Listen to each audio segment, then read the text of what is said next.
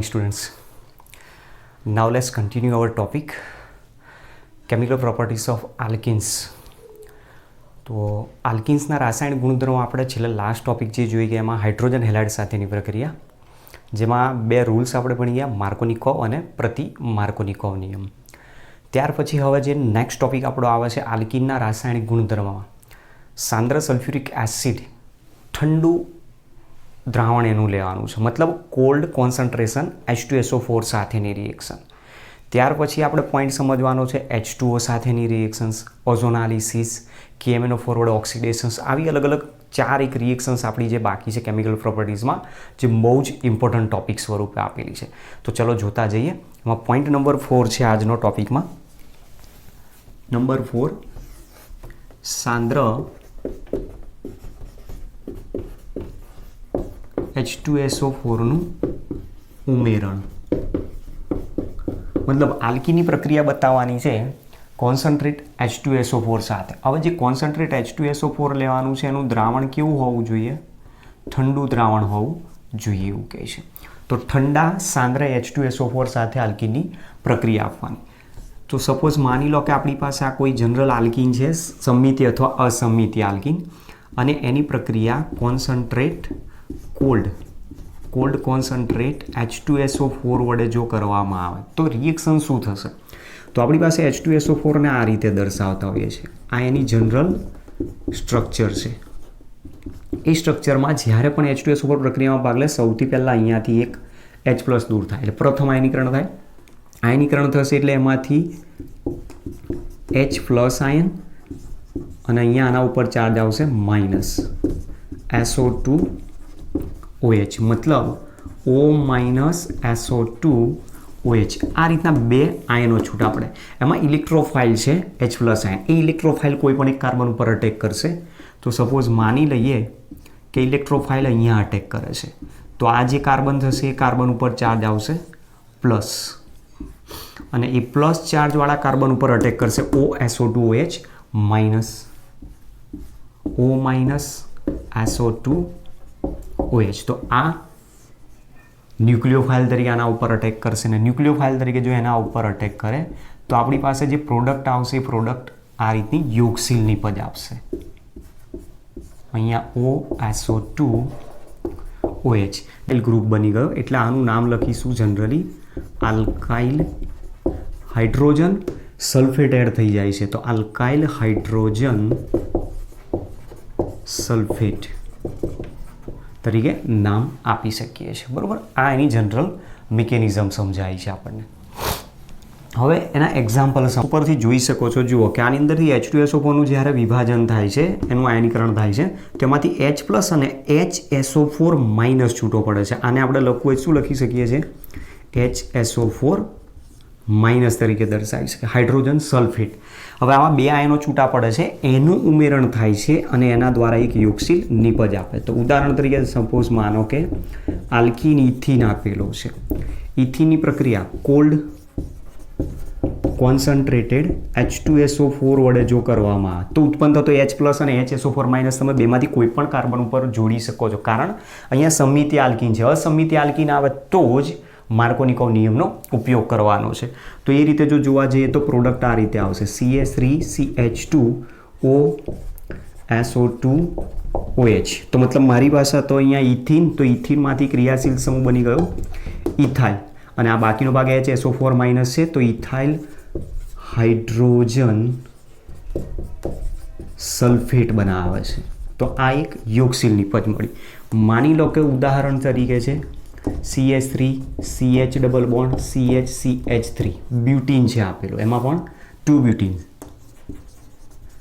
સંમિતિ alkene છે, એની આ જ કન્ડિશનમાં જો પ્રક્રિયા કરવામાં આવે તો ગમે તે H+ HSO4- જોડી શકીએ.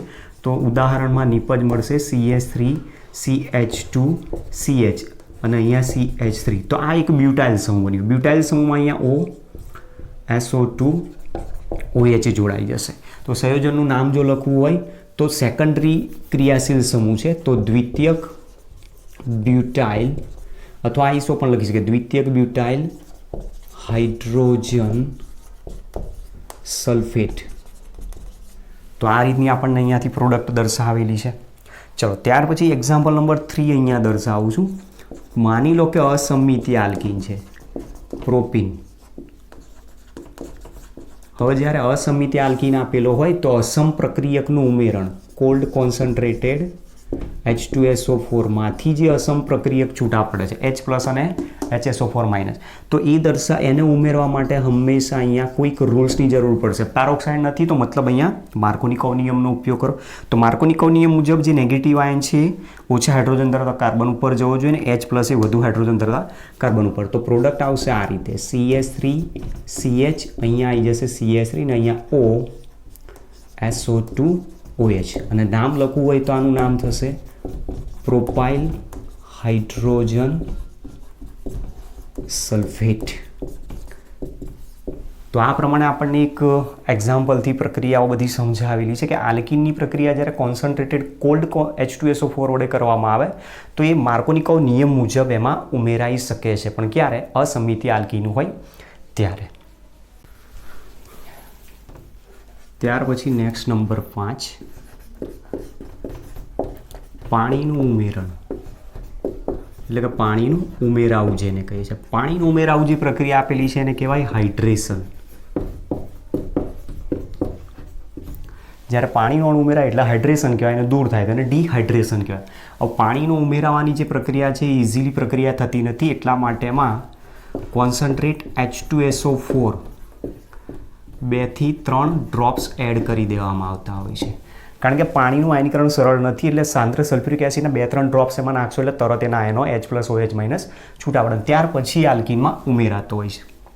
તો જુઓ આ જે પ્રક્રિયા આપેલી છે એ પ્રક્રિયાને સામાન્ય રીતે એસિડ ઉદ્દીપકીય હાઇડ્રેશન તરીકે ઓળખવામાં આવે છે.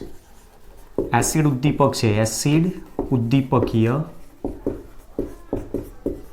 હાઇડ્રેશન જેને કહેવામાં આવે છે, જે સ્ટાન્ડર્ડ 12ની અંદર તમારા આલ્કોહોલના ચેપ્ટરમાં પણ આવશે. તો આલ્કીનમાંથી આલ્કોહોલની બનાવટ માટેની મેથડ આપી છે એસિડ ઉદ્દીપકીય હાઇડ્રેશન. એસિડ ઉદ્દીપકીય હાઇડ્રેશનની જે પ્રક્રિયા છે માર્કોનિકોવ નિયમ મુજબ થાય. માર્કોનિકોવ નિયમ મુજબ. હવે તમને એટલીસ્ટ એટલું તો ખબર પડી જશે કે માર્કોનિકોવ પ્રતિ માર્કોનિકોવ ક્યારે યુઝ કરવાનો? અસમિતીય આલ્કીન હોય તો જ. હવે જનરલી જુઓ પ્રક્રિયા જો દર્શાવવા જઈએ તો આપણી પાસે આલ્કીન આપેલો છે. આલ્કીનની પ્રક્રિયા એસિડની હાજરીમાં કરવામાં આવે છે. હવે આપણી પાસે એસિડ ઉદ્દીપકની હાજરીમાં એનું હાઇડ્રેશન કરે છે તો H+ આ કાર્બન ઉપર જોડી દો તો OH- પડોશી બીજા કાર્બન ઉપર આવવો જોઈએ. તો એના દ્વારા જે પ્રોડક્ટ બનાવે છે એ પ્રોડક્ટ એક આલ્કોહોલ નિપજ બનાવે છે. એ આલ્કોહોલ તરીકે પ્રાથમિક દ્વિતીયક કોઈ પણ હોઈ શકે છે. હવે આની જનરલી મિકેનિઝમ શું છે એ પણ ચેક કરી લઈએ, કારણ કે ઘણી વખત આના ક્વેશ્ચન્સ પૂછાય છે. તો જુઓ આલ્કીન સંયોજન છે. આલ્કીનની પ્રક્રિયા સૌથી પહેલાં અટેક કોણ કરશે? H+. ઇલેક્ટ્રોફાઇલ છે તો ઇલેક્ટ્રોફાઇલ હોવાથી H+ અહીંયા અટેક કરશે. હવે માની લો કે H+ આયન અહીંયા જોડાઈ ગયો તો આ કાર્બન ઉપર ચાર્જ આવશે પ્લસ, તો અહીંયા શું ઉત્પન્ન થયો? કાર્બોકેટાયન. અને કાર્બોકેટાયન જો હોય તો કાર્બોકેટાયન પોસિબલ છે રીઅરેન્જ થઈ શકે છે. મે રીઅરેન્જ, કારણ કે કાર્બોકેટાયન બને એટલે એનાથી વધુ સ્ટેબલ કાર્બોકેટાયન બનાવવા માટે પ્રયત્ન કરી શકે છે. ત્યાર પછી પ્રક્રિયાના ઉપર કોણ અટેક કરશે? H2O, કારણ કે H2O એક ન્યુક્લિયોફાઇલ તરીકે કામ કરશે તો એ H2Oમાં રહેલો ઓક્સિજન શું કરશે? આને ઇલેક્ટ્રોન દાન કરશે. જો એ ઇલેક્ટ્રોન એને દાન કરે તો એની સાથે બંધ બનાવશે તો એમાંથી એક ઓક્ઝોનિયમ આયન ઉત્પન્ન કરાવે. અહીંયા હાઇડ્રોજન છે, કાર્બન, અને કાર્બન ઉપર અહીંયા જોડાઈ જશે H2O અને એક ઇલેક્ટ્રોન પેર ગઈ એટલે એના ઉપર ચાર્જ આવી ગયો પ્લસ. તો આ પ્રમાણેનો ઓક્ઝોનિયમ આયન આવે. ઓક્ઝોનિયમ આયન કહી શકીએ છીએ અથવા તો પછી પ્રોટોનેટેડ આલ્કોહોલ પણ કહી શકીએ છીએ. ઓક્ઝોનિયમ આયનની અંદર રહેલો જે ઓક્સિજન છે એને ઇલેક્ટ્રોન પેરની જરૂર છે. ઇલેક્ટ્રોન પેરની જરૂર હોવાથી આ H+ આયન ઇલેક્ટ્રોન પેર આપીને ત્યાંથી દૂર થઈ જશે. મતલબ કે ઓક્સિજન શું કરે છે? અહીંયાથી ઇલેક્ટ્રોન પેર લઈ લેશે અને એ ઇલેક્ટ્રોન પેર લેશે એટલે H+ આયન છૂટો પડી જાય. જે મૂળ એસિડ ઉદ્દીપકનો હતો એ છેલ્લે પ્રક્રિયાના અંતે મૂળ સ્વરૂપ પાછું મળી જાય અને એના પરથી અહીંયા આપણને પ્રોડક્ટ આપશે આ રીતનો આલ્કોહોલ. તો અહીંયા આવી ગયો OH. તો આ વસ્તુ ધ્યાન રાખવાની કે જે પ્રક્રિયા થાય છે એસિડ ઉદ્દીપકની હાજરીમાં થાય છે ને એટલા માટે એમાં એસિડ ઉદ્દીપકીય હાઇડ્રેશનની પ્રક્રિયા તરીકે ઓળખવામાં આવે છે અને પ્રક્રિયા કયા નિયમ મુજબ કરવાની? માર્કોનિકોવ નિયમ મુજબ. જો એક્ઝામ્પલ પરથી સમજીએ. ઉદાહરણ number 1, CH2 double bond CH2 alkene આપેલો છે. હવે આલ્કીની પ્રક્રિયા એસિડ ઉદ્દીપકની હાજરીમાં H2O વડે કરવાની. તો આ રીતે પણ લખેલું હોઈ શકે છે અથવા તો પછી સીધો H3O પ્લસ પણ લખેલું હોઈ શકે છે અથવા તો આની જગ્યાએ H2SO4 અને H2O પણ હોઈ શકે છે અથવા H3PO4 અને H2O પણ પોસિબલ છે. હવે જો પ્રક્રિયા આ રીતે દર્શાવવાની હોય તો પાણીનો અણુ એડ કરવો છે તો સમમિતિ આલ્કીન હોય ત્યાં સુધી ગમે ત્યાં તમે એને એડ કરી શકો છો. તો ધારો કે અહીંયા હાઇડ્રોજન ઉમેર્યું એટલે CH3 અને અહીંયા CH2OH. તો મતલબ શું બની ગયું? અહીંયા પ્રાથમિક આલ્કોહોલ તરીકે ઇથેનોલ. તો ઇથિનમાંથી નિપજ આપે છે ઇથેનોલ. ઉદાહરણ number 2, CH3 CH double bond CH3 2 બ્યુટીન. 2 બ્યુટીન પણ સમમિતિ આલ્કીન છે. એસિડ ઉદ્દીપકીય હાઇડ્રેશન બતાવીએ તો આમાં પણ સમમિતીય છે એટલે ગમે ત્યાં તમે જોડી શકો છો. તો માની લો કે આ કાર્બન ઉપર હાઇડ્રોજન આવ્યો અને આ પડોશી કાર્બન ઉપર આવી ગયો OH.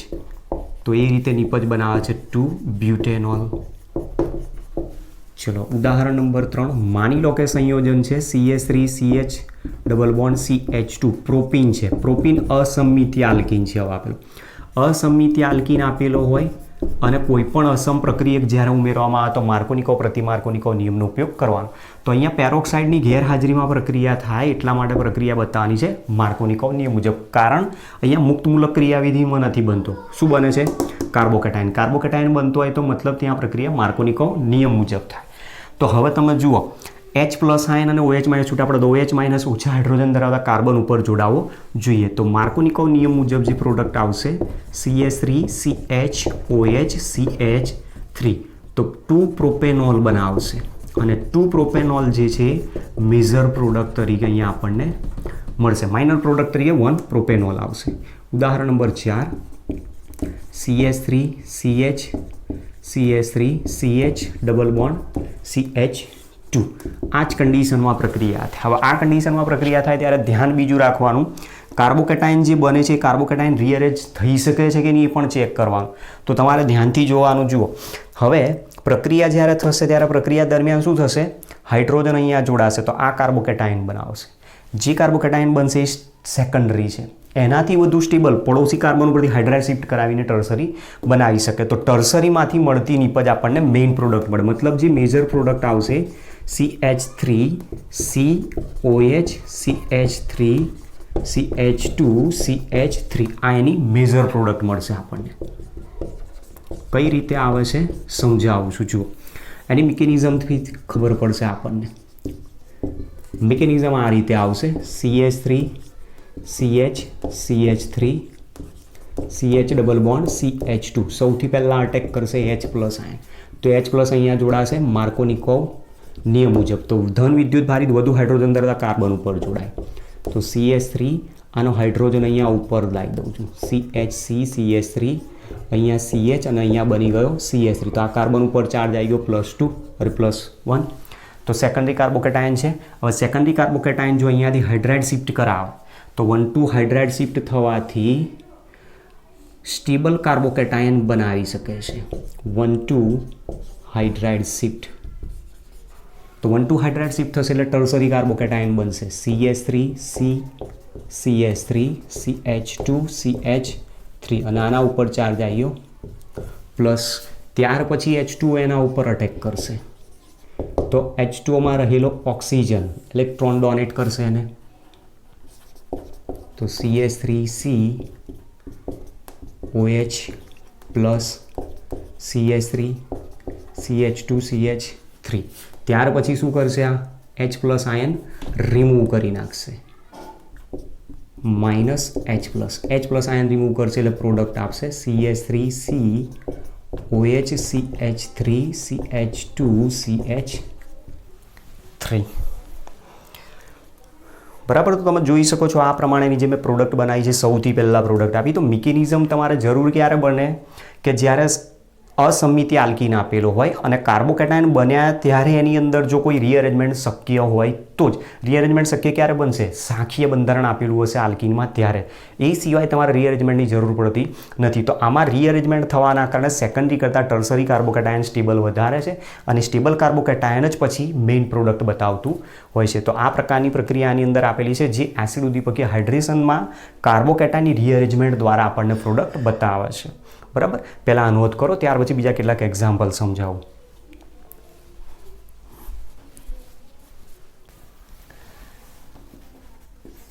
ચલો next example number 4. CH3C CH3 CH3 CH double bond CH2 આનું એસિડ ઉદ્દીપકીય હાઇડ્રેશન કરવામાં આવે તો અસમિતિ આલ્કીન છે. માર્કોનિકોવ નિયમ મુજબ રિએક્શન થશે. પણ ધ્યાન રાખવાનું છે, ફરી આની અંદર મિકેનિઝમ બનાવશો એટલે મિકેનિઝમમાં H+ આયન પહેલાં અહીંયા જોડાશે તો આ કાર્બોકેટાયન બનાવશે. મતલબ એમાં સૌ પ્રથમ મિકેનિઝમ જો ચેક કરીએ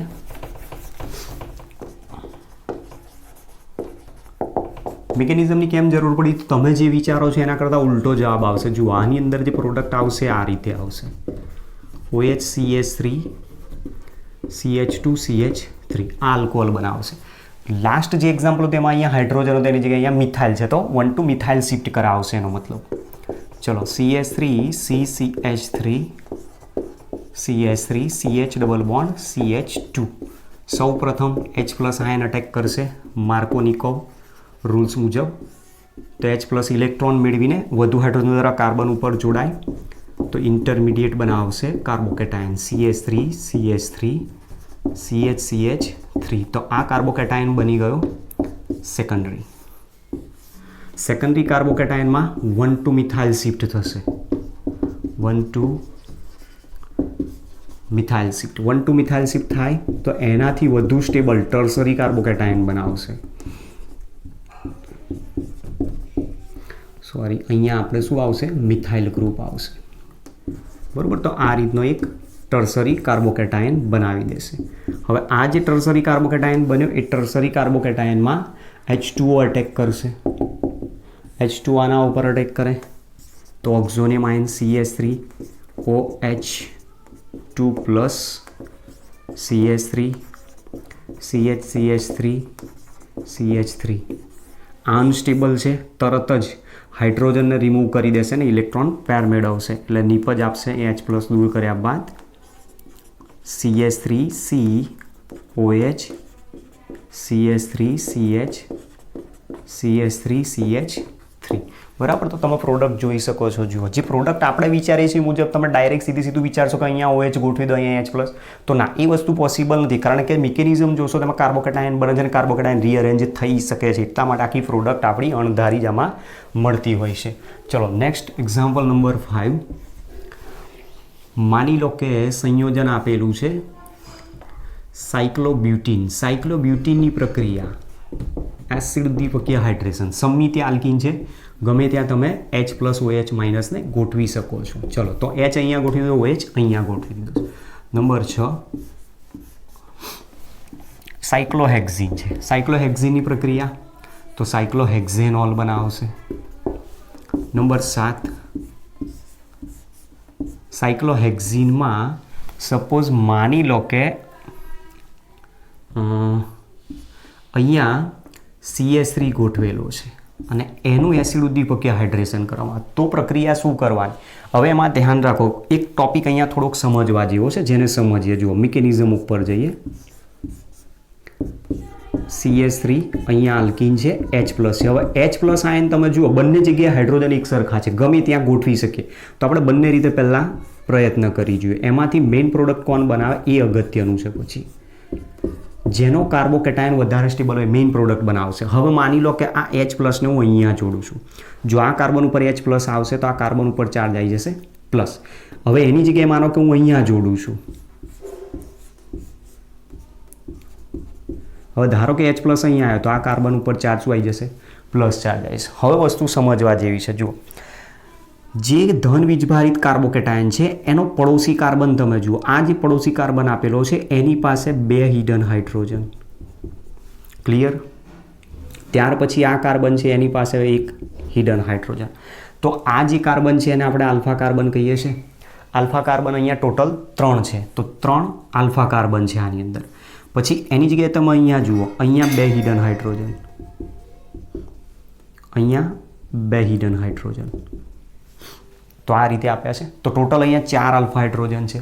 હવે 4 આલ્ફા હાઇડ્રોજન જો હોય તો આની અંદરથી આપણે એક વસ્તુ કહી શકીએ છીએ કે કાર્બોકેટાઇન જે બને છે, કાર્બોકેટાઇન અહીંયા સેકન્ડરી છે, અહીંયા સેકન્ડરી છે. સાથે સાથે આપણે જે જોઈએ છીએ મુજબ કે હાઇપર કોન્જ્યુગેશનમાં આની સ્ટેબિલિટી વધારે હોય. પણ બીજી કન્ડિશન આપણી કે જો એમાં કોઈક શિફ્ટ થતું હોય અને જો સ્ટેબલ કાર્બોકેટાઇન બનાવે તો એ મેઇન પ્રોડક્ટ બનાવી જોઈએ. તો આની અંદર તમે જુઓ, અહીંયા સેકન્ડરી કાર્બોકેટાઇન છે આપેલું, આ પણ અત્યારે ઓલરેડી સેકન્ડરી કાર્બોકેટાઇન છે. જો એનાથી વધુ સ્ટેબલ તરત બનતો હોય તો એ રીઅરેન્જમેન્ટ કરી શકે, બાકી તો પોસિબલ બને નહીં. હવે તમે અહીંયાથી હાઇડ્રાઇડ શિફ્ટ કરો તો એ સેકન્ડરી થશે, અહીંયાથી હાઇડ્રાઇડ શિફ્ટ કરો તો એ સેકન્ડરી, મતલબ આ આગળ રીઅરેન્જમેન્ટ બતાવે નહીં. પણ આની અંદર તમે જુઓ, અહીંયાથી હાઇડ્રાઇડ શિફ્ટ કરશો તો એ તો સેકન્ડરી જ બની જશે. પણ એની જગ્યાએ જો આ હાઇડ્રાઇડ શિફ્ટ કરી નાખે તો એ ટર્સરી બનાવી શકે છે. તો મતલબ 1,2 હાઇડ્રાઇડ શિફ્ટ બતાવશે. અને 1,2 હાઇડ્રાઇડ શિફ્ટ જો થાય તો આ કાર્બન ઉપર ચાર્જ આવી જશે પ્લસ, અને અહીંયા છે CH3. તો હવે તમે જોઈ શકો છો કાર્બોકેટાયન કયો થઈ ગયો? 3 ડિગ્રી કાર્બોકેટાયન. અને 3 ડિગ્રી કાર્બોકેટાયન ઉપર જ OH માઇનસ જોડાશે, મતલબ H2 એના ઉપર અટેક કરશે. H2O જેવો એના ઉપર અટેક કરશે તરત જ આમાંથી મેઇન પ્રોડક્ટ બનવાની શરૂઆત થશે. તો આ ઇન્ટરમીડિયેટ સ્ટેબલ વધારે છે. તો અહીંયા CH3 અને આ જગ્યાએ જોડાઈ ગયો OH2 પ્લસ, એમાંથી H પ્લસ ફાયર કરી નાખશે, માઇનસ H પ્લસ અને મેઇન પ્રોડક્ટ બનાવશે. તો અહીંયા CH3 અને આ કાર્બન ઉપર જોડાઈ જશે OH હાઇડ્રોક્સિલ ગ્રુપ. ઠીક છે. તો આ રીતની આપણી મેઇન પ્રોડક્ટ બનાવશે આની અંદર. ચલો, ત્યાર પછી ઉદાહરણ નંબર 8 ધારો કે છે, એમાં અહીંયા જ હું CH3 જો ગોઠવી દઉં તો પછી તો કોઈ પ્રશ્ન જ નથી. માર્કોનિકોવ નિયમ મુજબ જ સીધી પ્રક્રિયા બતાવવાની છે. તો માર્કોનિકોવ નિયમ મુજબ જો સીધી પ્રક્રિયા દર્શાવીએ તો વધુ હાઇડ્રોજન ધરાવતા કાર્બન પર હાઇડ્રોજન, ઓછા હાઇડ્રોજન ધરાવતા કાર્બન ઉપર OH જોડાય તો સીધો OH અહીંયા આવી જશે. તો આમાં તો કોઈ મિકેનિઝમની જરૂર પડતી જ નથી આપણને. અહીંયા CH3 આવી ગયો ને અહીંયા OH આવી જશે. એટલે ધ્યાન રાખજો, આની અંદર જે પ્રક્રિયા આપી છે એ એની મેજર પ્રોડક્ટ બતાવેલી છે. આ મેજર પ્રોડક્ટ છે અને આની સાથે OH જો જોડાય તો એ માઇનર પ્રોડક્ટ આવે. તો આપણી જે આ રિએક્શન આપેલી છે H3O પ્લસ આયન સાથેની, એની જે મેજર પ્રોડક્ટ છે, મેજર પ્રોડક્ટ આપણને આ રીતે દર્શાવે છે, OH CH3. તો તમે જોઈ શકો છો આ રીતની બધી જે પ્રક્રિયાઓ આપેલી છે કાર્બોકેટાયનના રીઅરેન્જમેન્ટ દ્વારા સ્ટેબલ પ્રોડક્ટ આલ્કોહોલ સ્વરૂપે દર્શાવતી હોય છે.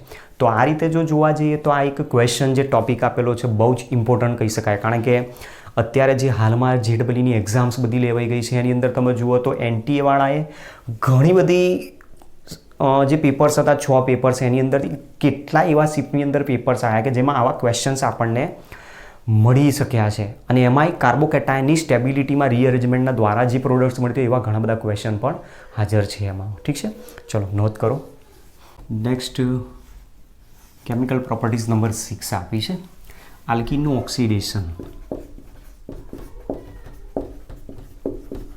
હવે આ જે ટોપિક આપેલો છે આ પણ બહુ જ ઇમ્પોર્ટન્ટ ટોપિક છે. આલ્કીનનું ઓક્સિડેશન અલગ અલગ રીતે કરી શકાય છે. NTA વાળાનો મેક્સિમમ ફેવરેટ ક્વેશ્ચન જો હોય તો ઓક્સિડેશન, રિડક્શન, ઓઝોનાલિસિસ, હાઇડ્રોલિસિસ, આ બધા ક્વેશ્ચન એ લોકોના ફેવરેટ હોય એટલે એક્ઝામ્સની અંદર મોસ્ટલી એ વધારે યુઝ કરતા. હવે આલ્કીનું ઓક્સિડેશન આપણે જો આલ્કીનું ઓક્સિડેશન આપણને 2 અલગ અલગ કન્ડિશનમાં આપ્યું. એક ઠંડા અને મંદ KMnO4ની હાજરીમાં કરે છે અને બીજો જે ટોપિક આપેલો છે આપણને એ એસિડિક KMnO4ની હાજરીમાં, મતલબ ઠંડા અને મંદ આલ્કલાઇન KMnO4, મતલબ કે બેઝિક દ્રાવણ KMnO4નું મંદ હોવું જરૂરી છે. અલગ અલગ પોઈન્ટ છે એમાં સમજતા જઈએ. પહેલો પોઈન્ટ આપેલો છે ઠંડા અને મંદ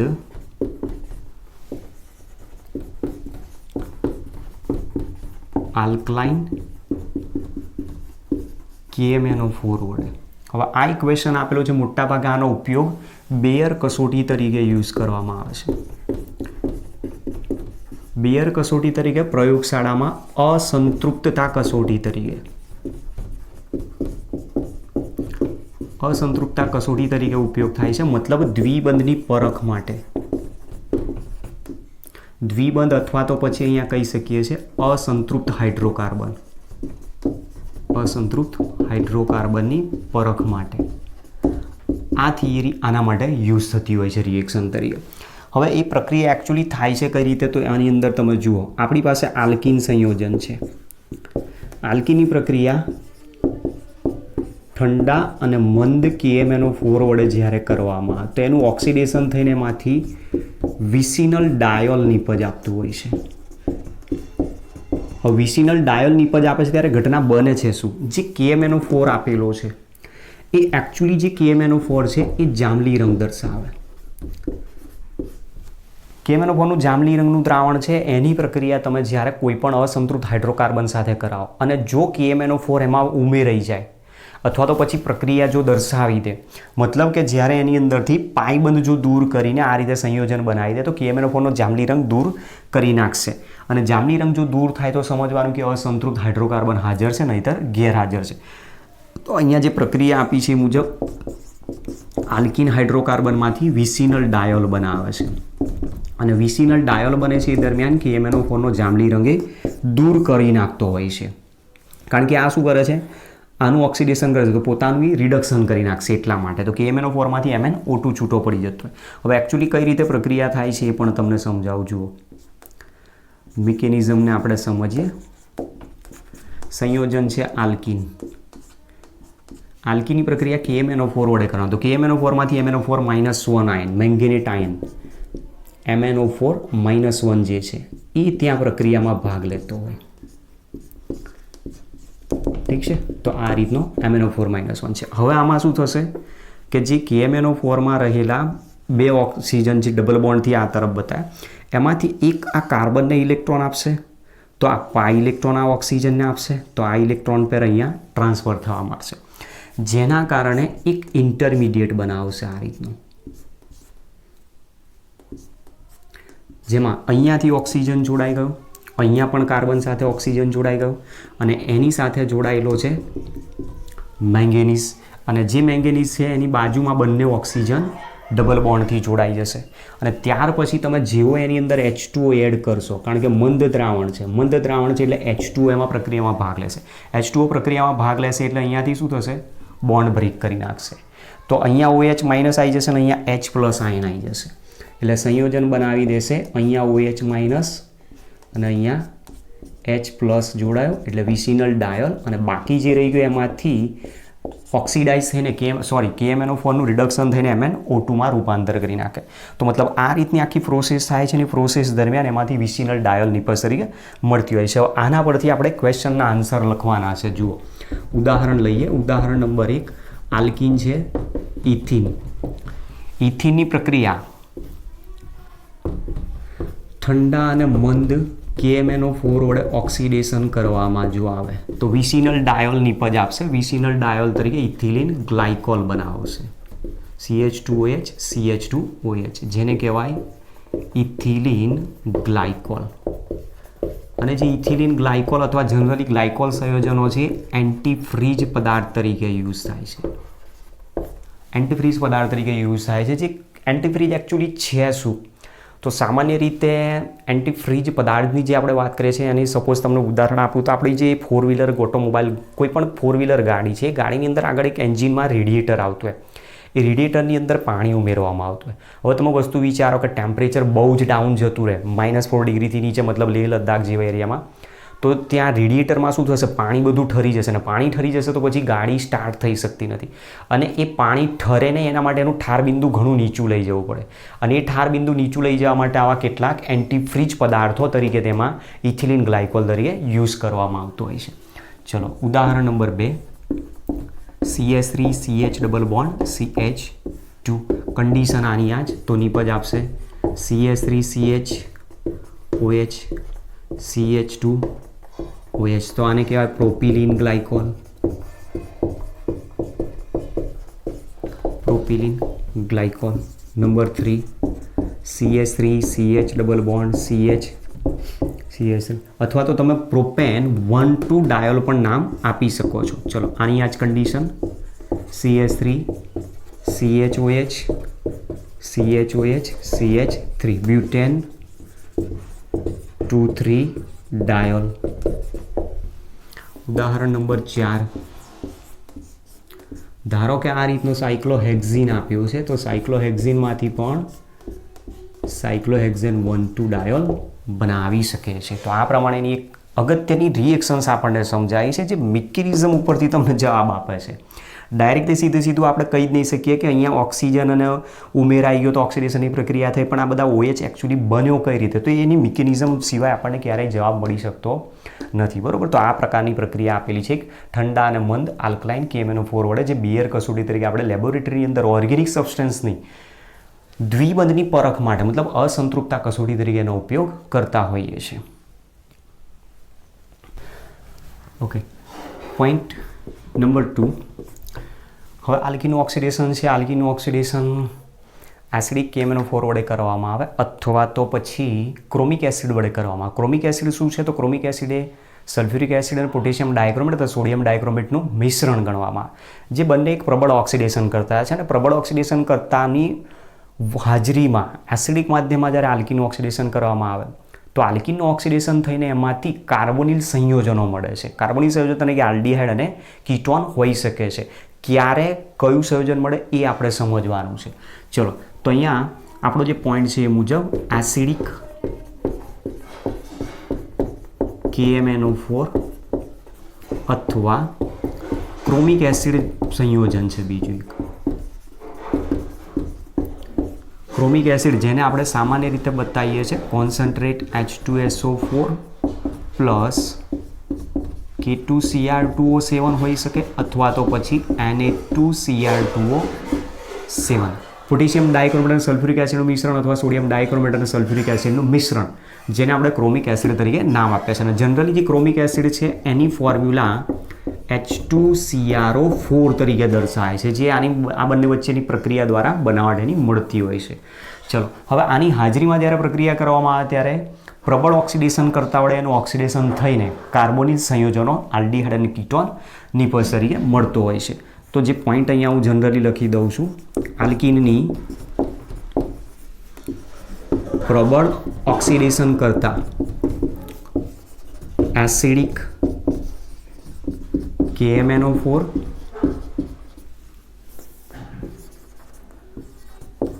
અથવા ક્રોમિક એસિડ સાથે પ્રક્રિયા કરતા તેનું oxidation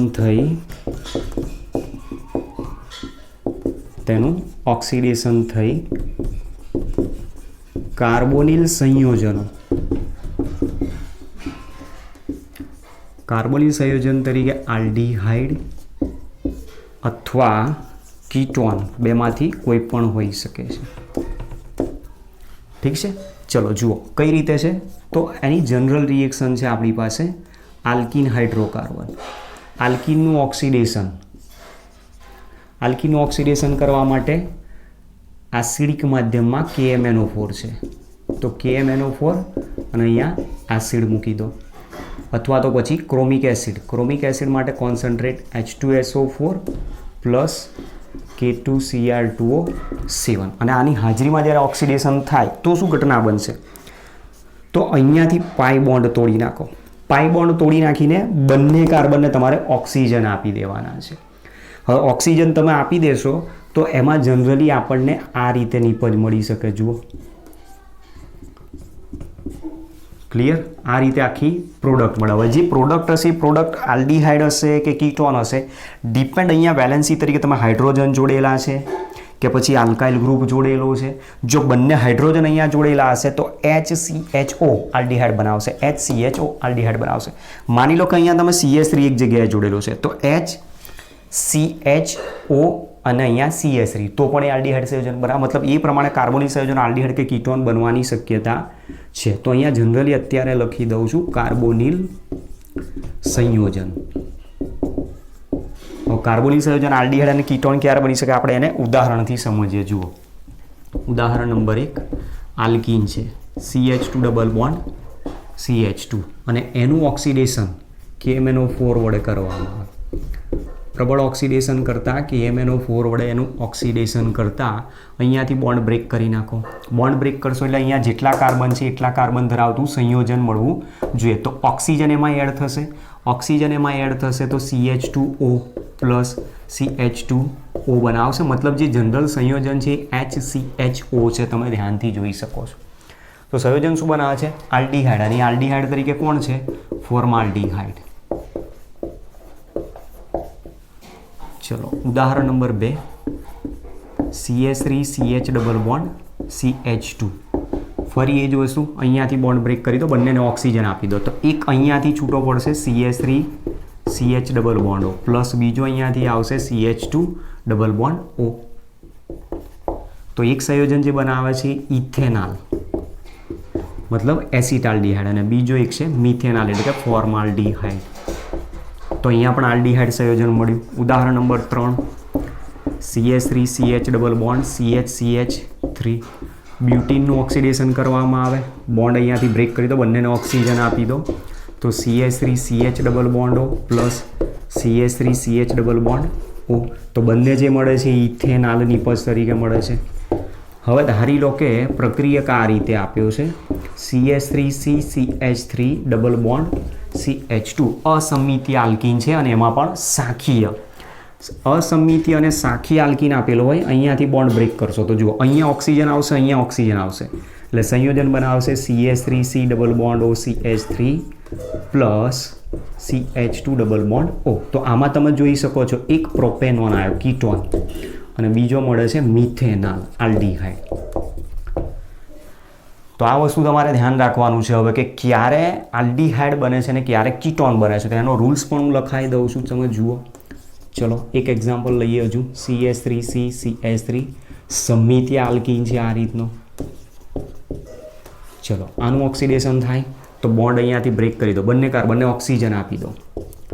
CH3C double bond O CH3 plus CH3C double bond O CH3. તો આ શું બની ગયા? બંને કીટોન જ બની ગયા. તો હવે મેઇન વસ્તુ આ છે કે આલ્ડીહાઇડ ક્યારે બનાવી શકે છે અને કીટોન ક્યારે બનાવી શકે.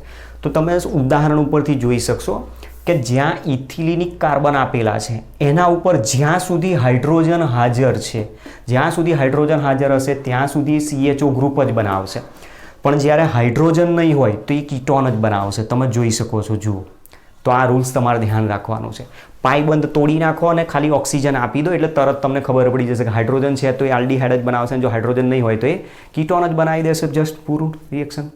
ઠીક છે. તો આ પ્રમાણેનું આપણી પાસે આલ્કીન સંયોજનોનું ઓક્સિડેશન ઠંડા અને મંદ આલ્કલાઇન KMnO4 બેયર કસોટી વડે દર્શાવ્યું છે.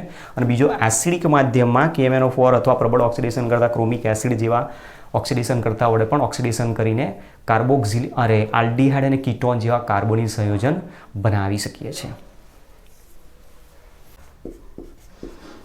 ત્યાર પછી નંબર 7 પ્રક્રિયા આપેલી છે આલ્કીનનું રિડક્ટિવ ઓઝોનાલિસિસ.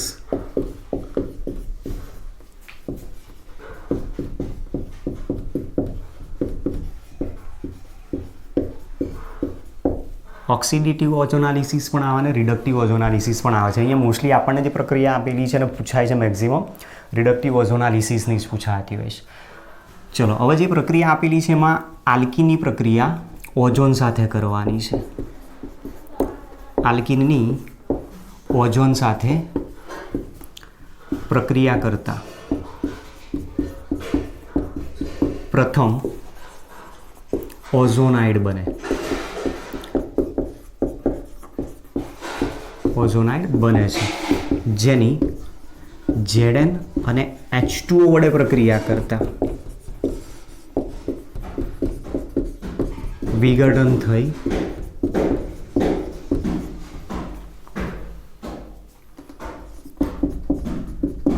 કાર્બોનિલ સંયોજન આપે છે. કાર્બોનિલ સંયોજન આપે છે. તો મતલબ આની અંદરથી પણ પ્રક્રિયામાં તમે જુઓ કે Zn અને H2O વડે પ્રક્રિયાકરણ, પણ એના પહેલાં સૌથી પહેલાં યોગશીલ પ્રક્રિયા કોના દ્વારા? ઓઝોન સાથે. તો જુઓ પ્રક્રિયામાં જનરલી આપણી પાસે આલ્કીન છે આ કોઈક. હવે એ આલ્કીનની પ્રક્રિયા જ્યારે ઓઝોન સાથે કરવામાં આવે તો પહેલાં ઓઝોન આની અંદર એડ થશે એટલે ઓઝોનાઇડ બનાવશે.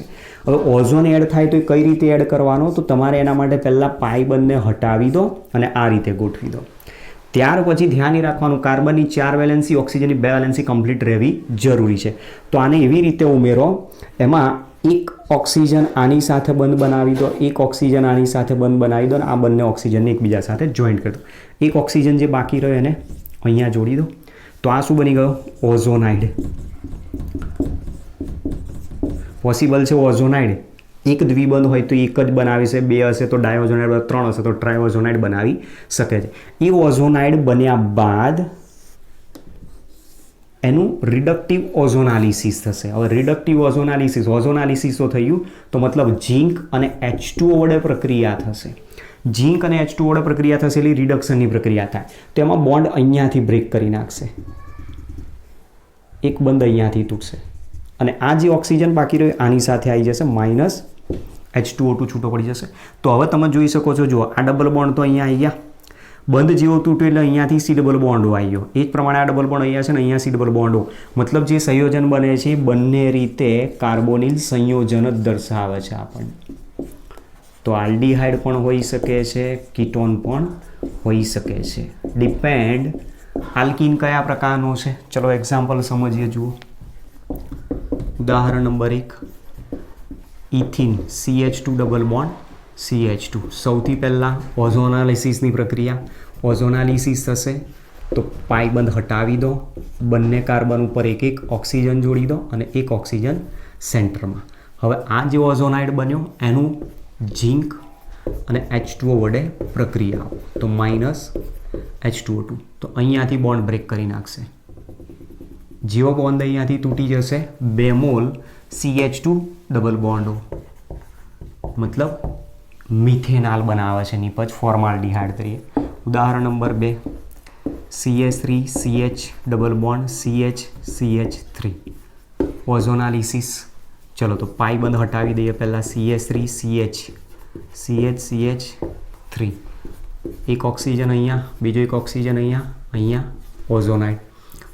એનું ઝીંક અને H2O વડે પ્રક્રિયા, માઇનસ H2O2. તો જુઓ અહીંયાથી બોન્ડ બ્રેક કરી નાખશે. જેવો બંધ અહીંયાથી તૂટશે, 2 મોલ સરખા અણુ છૂટા પડ્યા તો નિપજ આપે છે 2 મોલ CH3CH ડબલ બોન્ડો, 2 મોલ એસિટાલ્ડીહાઇડ. તો 2 સમાન આલ્ડીહાઇડનું મિશ્રણ મળે છે. ઉદાહરણ number 3, CH3CH double bond CH2. ઓઝોનાલિસિસ. તો પહેલાં ઓઝોનાઇડ બનાવશે, CH2 O અહીંયાથી બોન્ડ બ્રેક કરી નાખશે, ZnH2O માઇનસ H2O2. તો જેવો બંધ તૂટશે એક નિપજ આપે છે CH3CH ડબલ બોન્ડો પ્લસ બીજી નિપજ આપે છે CH2 ડબલ બોન્ડો. તો હવે 2 અલગ અલગ આલ્ડીહાઇડનું મિશ્રણ મળ્યું. તો તમે જોઈ શકો છો, જુઓ સમમિતીય આલ્કીન હતો. સમમિતીય આલ્કીન હોય ત્યાં સુધી 2 સમાન નિપજનું જ મિશ્રણ મળે. એ આલ્ડીહાઇડ હોય અથવા કીટોન પણ હોઈ શકે છે. દાખલા તરીકે તમે જુઓ સમમિતીય alkene CH3C CH3 double bond CH3. હવે આ સમમિતીય આલ્કીનની જો પ્રક્રિયા કરવામાં આવે તો સૌથી પહેલાં ઓઝોનાઇડ બનાવશે.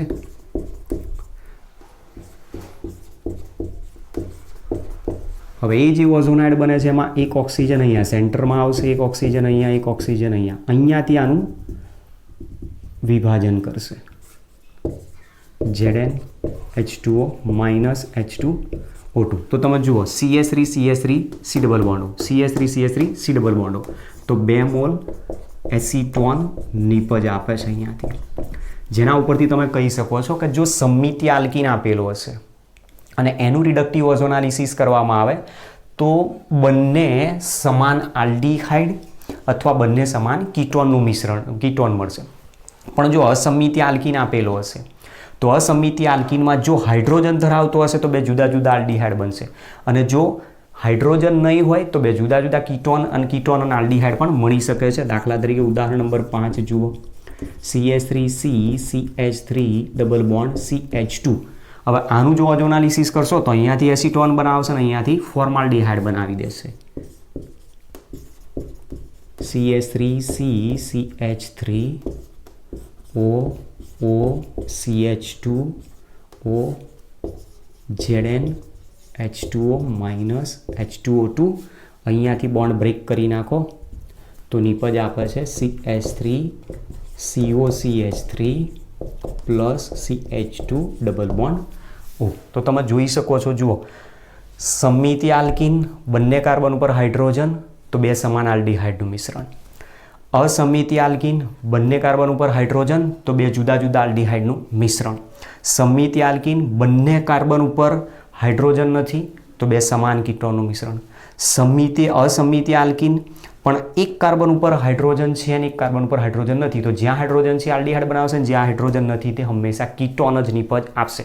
તો તમે જોઈ શકો છો આલ્ડીહાઇડનું પ્રબળ ઓક્સિડેશન કરતાં આલ્કીનનું પ્રબળ ઓક્સિડેશન કરતાં KMnO4 વડે જ્યારે ઓક્સિડેશન કરવામાં આવે છે તો ત્યાં પણ આલ્ડીહાઇડ કીટોન જેવા કાર્બોનિલ સંયોજન નીપજ મળે છે. અને સાથે સાથે એનું જ્યારે રિડક્ટિવ ઓઝોનાલિસિસ કરવામાં આવે છે તો રિડક્ટિવ ઓઝોનાલિસિસ દ્વારા પણ આલ્ડીહાઇડ અને કીટોન જ નીપજ મળે છે. ચલો હજુ બીજા 2-3 ઉદાહરણ ચેક કરી દઈએ ચક્રીય આલ્કીન લઈને, તમને ઝડપથી ખ્યાલ આવી જશે.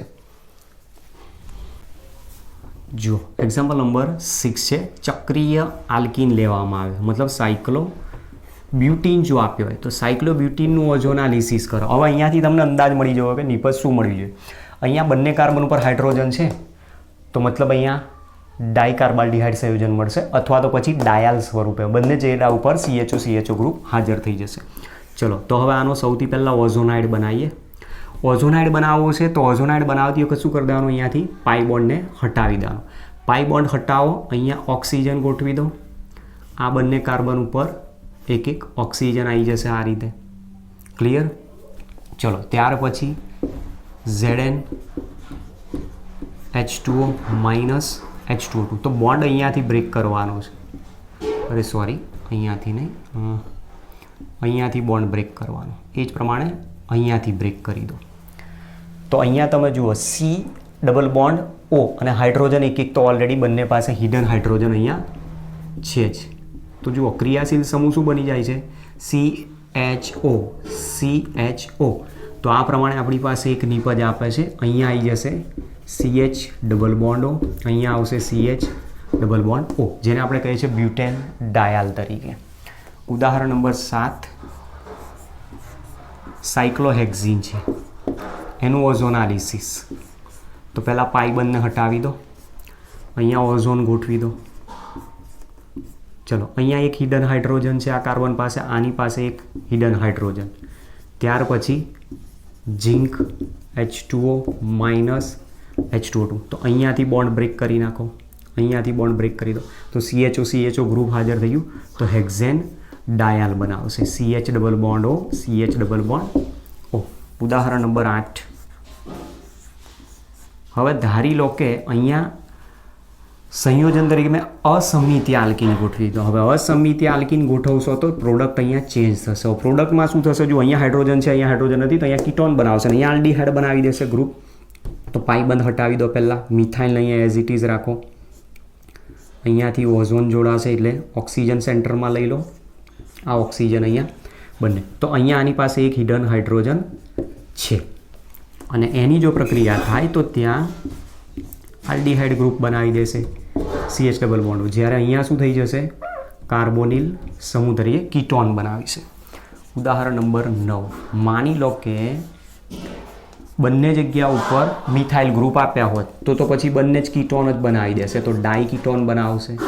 કારણ કે ત્યાં કોઈ પણ પ્રકારે એક પણ જગ્યાએ હાઇડ્રોજન છે નહીં. તો એક મિથાઇલ ગ્રુપ અહીંયા છે, એક મિથાઇલ ગ્રુપ અહીંયા છે, અહીંયા ઓક્સિજન જોડાયો, ઓઝોનાઇડ બનાવી દીધું. ત્યાર પછી એનું વિઘટન થશે અને વિઘટન થશે તો એમાંથી પ્રોડક્ટ આ રીતે બનાવશે. એક મિથાઇલ ગ્રુપ અહીંયા છે, એક મિથાઇલ ગ્રુપ અહીંયા છે, અહીંયા ડબલ બોન્ડ આવી જશે, અહીંયા ડબલ બોન્ડ O. તો તમે આ રીતે જોઈ શકો છો 1 2 3 4 5 6 7 8. તો મતલબ ઓક્ટેન ડાયોન બનાવે છે, ઓક્ટેન 2 7 ડાયોન બનાવી દેશે. તો આ પ્રમાણેની આપણી પાસે એક બહુ જ મોસ્ટ ઇમ્પોર્ટન્ટ પ્રક્રિયા આપેલી છે આલ્કીનનું રિડક્ટિવ ઓઝોનાલિસિસ, અને આમાંથી પણ ઘણા બધા ક્વેશ્ચન્સ JEE નીટની એક્ઝામમાં પૂછાતા હોય છે. સાથે સાથે તમારે 12થની અંદર આલ્ડીહાઇડ કીટોનની બનાવટની અંદર આ થિયરીની જરૂર પડતી હોય છે, એટલે આને બરાબર પ્રેક્ટિસ કરીને ધ્યાનથી સમજીને તૈયાર કરી રાખજો. ઓકે, તો હવે નેક્સ્ટ લેક્ચરની અંદર આપણે નવા ટોપિક સાથે મળીશું. ત્યાં સુધી પ્રિપરેશન કરતા રહેજો. Okay, thanks to all.